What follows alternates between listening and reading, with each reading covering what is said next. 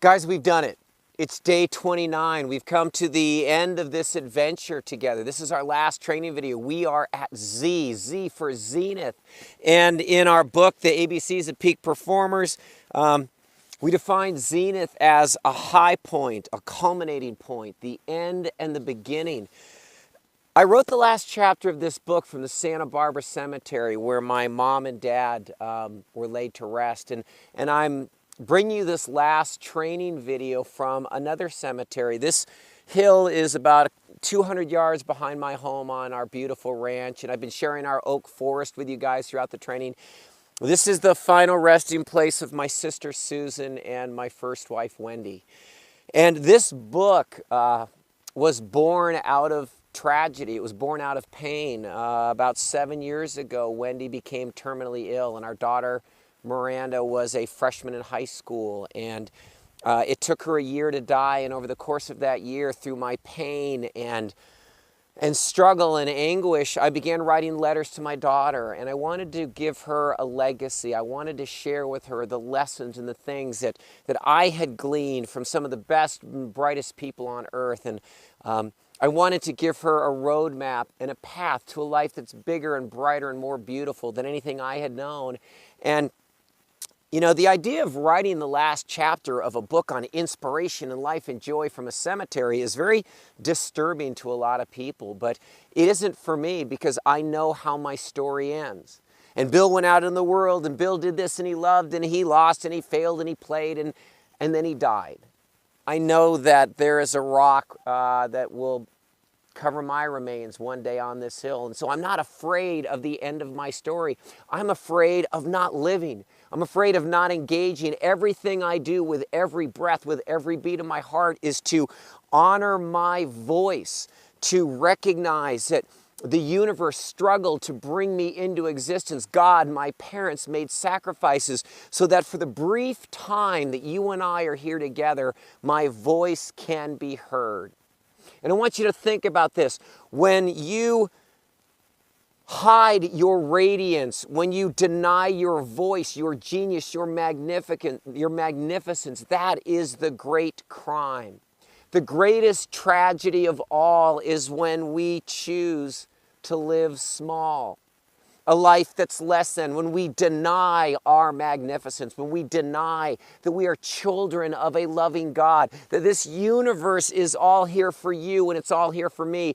And so our challenge in this adventure has been in finding your voice, celebrating it, your true north.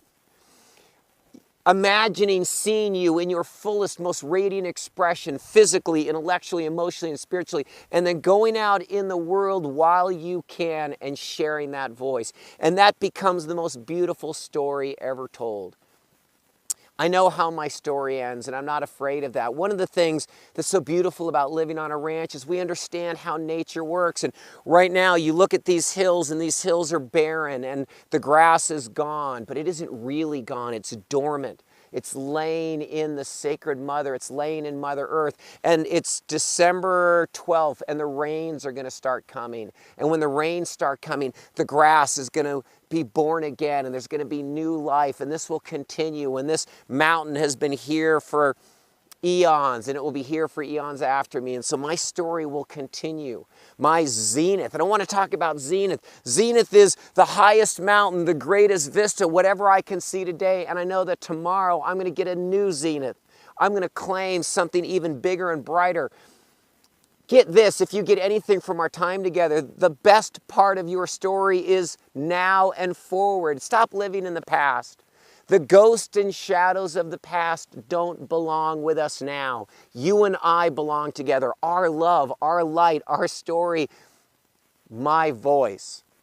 And as I give myself permission to speak and to shine and to be radiant, I'm giving you permission to speak and to shine and be radiant. And that's what this total transformation challenge is all about. And so as we wrap up our 30 days together, tomorrow you're going to be given a beautiful meditation, and it's an elemental attunement. It's going to let you reconnect with your power and your source. And this isn't the end of our training. This is just the beginning of our training.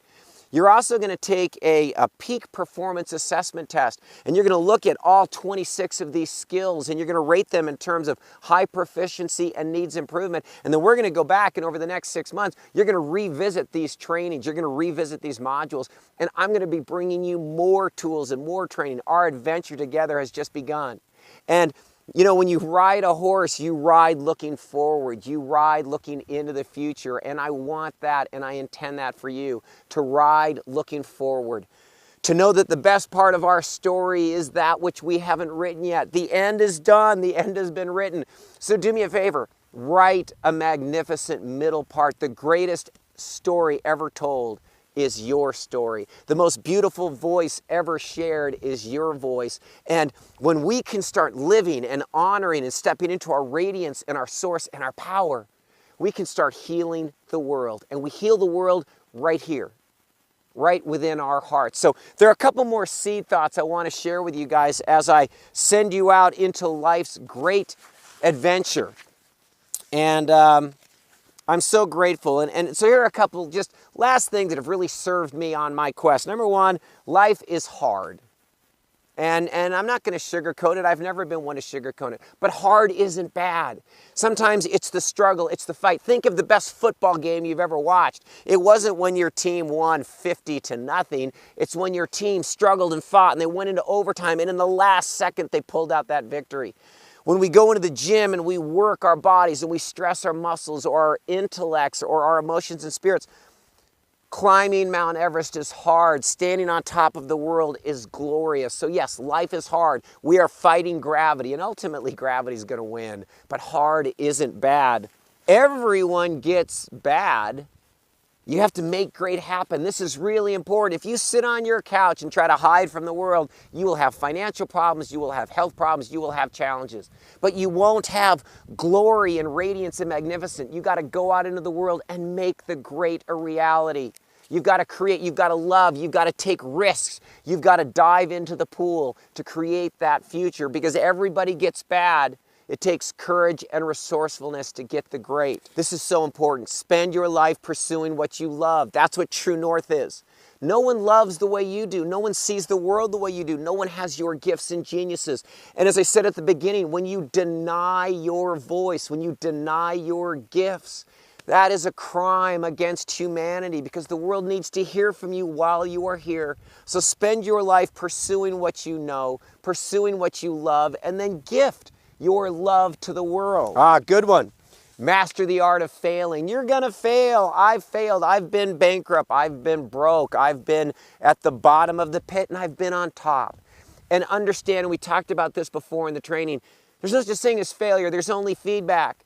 Thomas Edison, in the 2,000 attempts to make the incandescent light bulb, had what we would call 1,900 plus failures. He didn't call them failures. That was just information. That was feedback. That was what doesn't work, and he kept going. So master the art of converting failure to feedback and keep failing on your quest to find your true north path until you get it right. And here's my last thought. Life is too serious to take ourselves too seriously. I know how it ends. I know how the story ends, and it ends in sadness and sorrow and grief. And you will be missed, and I will be missed. But between now and then, my God, play. Think about children. Think about our children when they walk into a playground. They're light and their movement and their flow, and they're silly and they're goofy and their laughter. And then think about an old folks home where people are bent and bowed from the weight of how serious life is. It's not that serious. Don't take yourself seriously. Learn how to laugh at yourself. I laugh at me all the time. I laugh at me and my friends laugh at me. So have fun. Be light. Know this, my friends, that the best adventure is the one that we are in right now. The most beautiful trail is the one that you are walking right now. And between now and the end of our adventures together, do me a huge favor, live and love fearlessly, engage in life with all of your heart, all of your passion, show up. Life shows up for you every day the sun comes up, and just show up for life and you'll be amazed at what happens. Spending this 30 days with you has been one of the greatest joys of my life. And I want you to know, I have been elevated. I have been enriched. Every one of these trainings, every message has been as much for me as it's been for you. I love having you a part of this family. I love having you a part of this tribe. I am your host and guide, and as long as there is breath in me, I will be here. I have your back. Together, let us live and love fearlessly. And just for today, go and get your great on. You're amazing. Thank you from the bottom of my heart. Welcome to True North. Welcome home. Woo!